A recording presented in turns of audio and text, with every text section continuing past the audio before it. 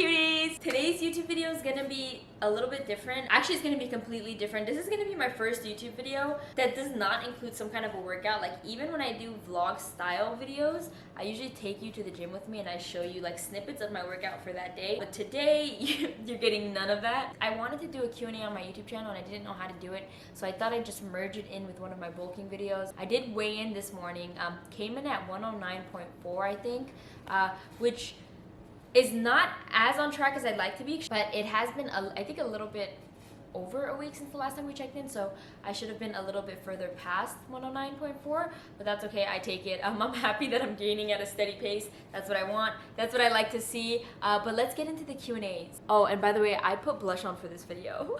I'm a little nervous. It seems like there's some fitness questions and some personal questions, so this is just gonna be a mix of both. How many rest days do you take? I take one rest day. For the longest time, I did not take a rest day. What's your ethnicity? I'm Armenian. Full 100% Armenian. How do you count cows without making it obsessive or unhealthy? My biggest piece of advice for someone who wants to count cows and is worried about it becoming unhealthy for them: do not count cows. I really recommend counting calories when you feel like your relationship with food is good enough for you to keep track of everything you're eating. If you're hesitating and you feel like this might go down a path where it becomes unhealthy, that means there's something in your mind that's giving you that block. So just take a moment. You can see so much progress without tracking cows. Now, if you're tracking cows and you just want to leniently track cows and you don't want to be so obsessed with it, I recommend not tracking everything. Every time like you eat something that is difficult to track, like let's say it's homemade meals, you go outside, you're at a party, simply don't track it. The more you become obsessed with like, I need to track every single item I eat, the worse it gets. Biggest tip is if you feel like you're not ready for it yet, just don't do it, because you don't need to necessarily track to see amazing progress. I'm not tracking at all, if that helps in any way. What got you into fitness? I get asked this question a lot. What got me into fitness was I had a really close relationship with my older brother, and he was really into lifting. We used to have a scoreboard at my high school with the people who had like the strongest lifts, and he was up there, and it was just like so cool to me. And I started picking up on it because of him. I was like sort of inspired. Once I got a little bit older, it started being an insecurity thing. Like, I didn't really like the way that I looked. I wanted to change things about myself. It wasn't really stemmed from something amazing, but as soon as I went into the gym and I kept going, I realized how it was making me feel. That's what kept me in fitness. So the reasons I got into fitness and the reasons I kept going were probably entirely different. But in the beginning, I sort of like, a lot of my motive was changing the way that I look. Sadly, this is funny. Would you ever date one of those gym boys you film with? I don't even know how to answer that question. Right now, those two guys are actually just my friends.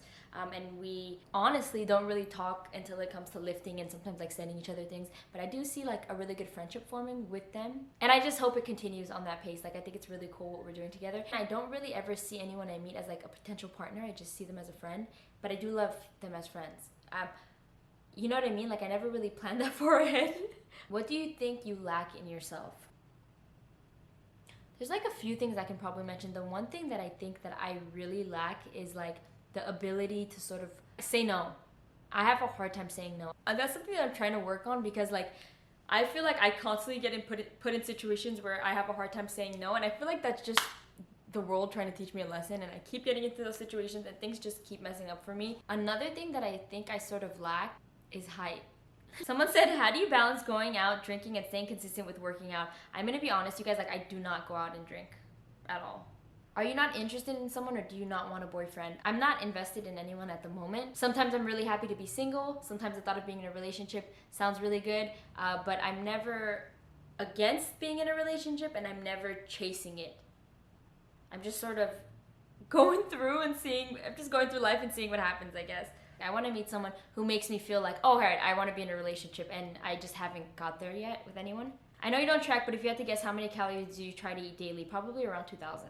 Do you consume creatine? Yes, I do. I've slacked a little bit for the last couple of weeks, which sort of throws you off, I think. But yes, I do consume creatine. It's a highly studied supplement, and not so many supplements are, but it's not like dangerous. And I'm just saying this, I feel like that's sort of common sense to me at least, but there's a lot of people, I've been DM'd before that said I am irresponsible for promoting creatine. And I want you guys to know that creatine is in food. So, like literally foods that most people eat daily. So if I'm irresponsible for promoting creatine, people are irresponsible for eating fish. How to increase your protein intake. My biggest protein hack is Greek yogurt.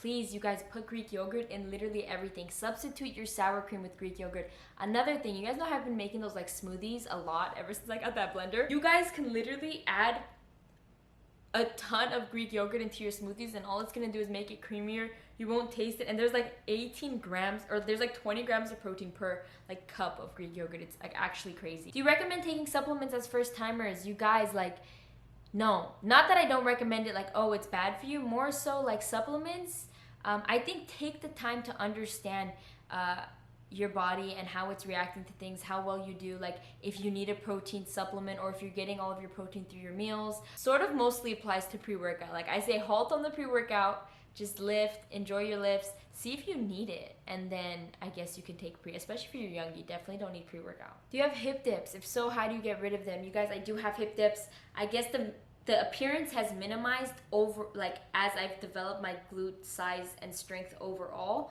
but my hip dips are still very prominent. I am not lying to you when I say I have grown to absolutely love them. Someone commented on my TikTok once and said the way that they draw female superheroes is always with hip dips. So, were you nervous to start posting about fitness, and did you use your personal account? I started on TikTok, which was just like a brand new platform separate from my personal Instagram, and I did not have any, I think, like personal friends on there. I just posted. Before, I had made a couple of like fitness Instagram accounts, and they were not on my personal. I guess I was nervous in essence, especially if I was making a separate account, but I just, looking back on it, I shouldn't have been. And if that's the case that you're in right now and you're nervous to start posting content, if I had worried more about what other people would have thought of me and the things that I was posting, the things that I was doing online, I would be nowhere that I am right now. Whether you're there or you're not there, someone is gonna be talking about you.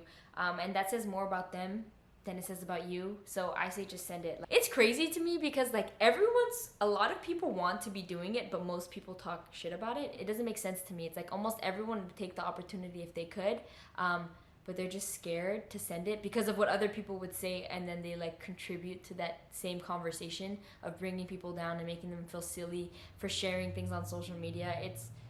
It's like this weird cycle. It's just the way that like human beings work. It's like you pick on people, honestly, about the things that you're most insecure about. So like people hate to see someone comfortably posting on social media because it's weird. Like how could they do that? They don't have enough followers to be posting like that.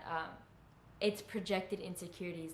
I say fuck them and send it because you really don't know what's gonna happen. And also like putting yourself in that position to like accept that kind of hate from people that you know or people around you will help you develop that I don't care mindset. And you need that for like every aspect of your life. So send it.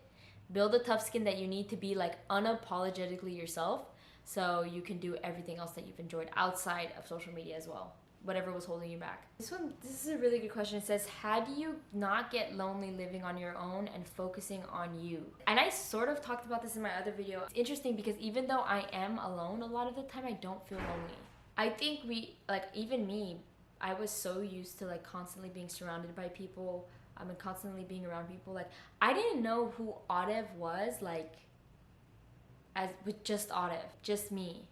Like I didn't know what my thoughts were when there was no one else around me saying things and sort of influencing my thoughts. Like I didn't know what would make me upset when I wasn't around other people to upset me. Like all of these things are so crazy. You never really realize how much of an influence people have around you. Like think about it, your everyday thoughts are influenced by everyone around you. So when no one's there, it's so interesting to see where your mind goes. And I think that part is what made it very enjoyable to me and what made it not really lonely, because there was just so much to focus on. There was so many new things about myself that I was learning every day. It was like getting to know someone, so it doesn't really feel like I'm alone. But I will say I have always been the type of person who like enjoys her solitude. So I guess that comes with people, or I don't know if it does, like I'm not quite sure. But like I've always enjoyed my space. Like even in friendships, even with people like who are close to me, like I go through periods of time where I really love talking to them, and then I would always have to retract and like get my solitude and my alone time always. And sometimes that raised like problems. But like I always have been the type of person to like sometimes start being semi-distant, and it never had anything to do with me like not enjoying the people around me. It was more that like I've always needed us to step back and be alone for a little bit. That's just something that's always been a part of who I am. Why do you always speak to the girls? you train really hard. We males can get some tips too. Here's the thing, and this sort of needs to be addressed.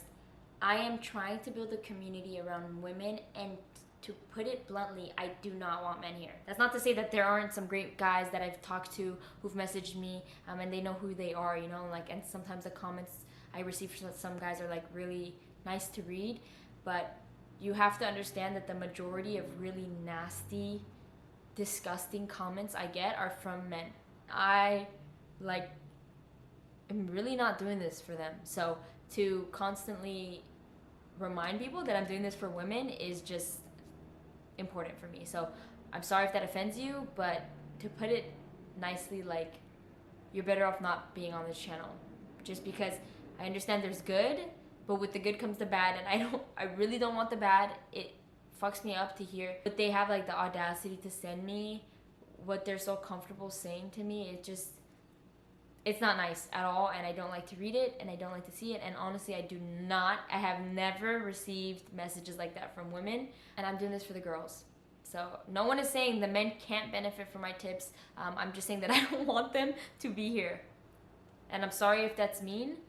That's just the point that I came to after seeing the way that I was treated online by men. So someone said, how long have you been playing Valorant, which is a video game for anyone who doesn't know? Elaborate on your video game history. I have been playing Valorant. I started playing video games in quarantine when I was back at home and I was doing nothing because my parents were high risk, so I didn't really want to go out. I was literally like in my room for months. So I bought a PC and I started gaming, I think July, and that's just, the rest is history. July of what, like 2020? So it's been like a year. Okay. I'm going to end with this last question. The last question is, any tips for self-love? My biggest tip for self-love and developing a better relationship with yourself, and I've said this a ton before, so you guys have probably heard this, is to start treating yourself like you would treat someone else. Every single time you're about to do something to yourself that's not really positive, I want you to take a moment and like check it and see how you would act if your best friend was in that situation. Like every time you're gonna skip dinner because you had a big lunch that you enjoyed, like ask yourself how you would feel if your daughter told you she was skipping dinner because she had a meal she enjoyed earlier on. Or like every single time like you promise yourself you're gonna start doing something and you're gonna start dedicating yourself to your fitness and you're gonna start dedicating yourself to like a healthier lifestyle, and then you stop or you don't even show up and you don't start the next day. Every time you're working on yourself, act like you're working with someone. Me and Audif are getting ready to go to the gym. We're like conditioned to treat other people better than we would ever treat ourselves. And all I'm saying is like the best self-love tip that I can get is to rewire that mindset. Start acting like you and the person you're working on, which is yourself, are like two different people. And I think it just changes the game. Like you act like you're meeting yourself at the gym, so you can't be late. Like it would be embarrassing if you were late. You, like if you're feeling down and you don't want to get out of bed, you cheer yourself on the same way you would if you like turn over and you saw your best friend was like laying in bed and in a rut. That's my biggest self-love tip. At least that's something that's really helped me. I just treated myself like a friend. That's it for the video. I'm excited to say that by the time this goes up, I will probably be on my way to Vegas. I planned a trip with my friends. I don't know how well I'm gonna do in Vegas, but this is gonna go up in time for you guys to comment and let me know what you want to see in Vegas. And I will give that to you guys. I'm definitely gonna be visiting in a really nice gym there, that's for sure, so you don't even have to recommend that. That's already on my to-do list. What's funny though is like I'm going and I don't really like to drink, but honestly I feel like every time I go on the vacation as the friend who doesn't drink, there's always like a mandatory I have to drink day, just to like ease everyone off the fact that I don't drink. I'll always have one day where like I drink so much just to make up for the rest of the days. Like they never ask me, you know what I'm saying? Like, so I could always be like, what do you mean I drank Friday? I'll see you guys then. I'll show you guys my little trip there. You guys let me know what else you want to see, but thank you for watching this video. Like, comment, subscribe, and I'll see you guys when I'm in Vegas.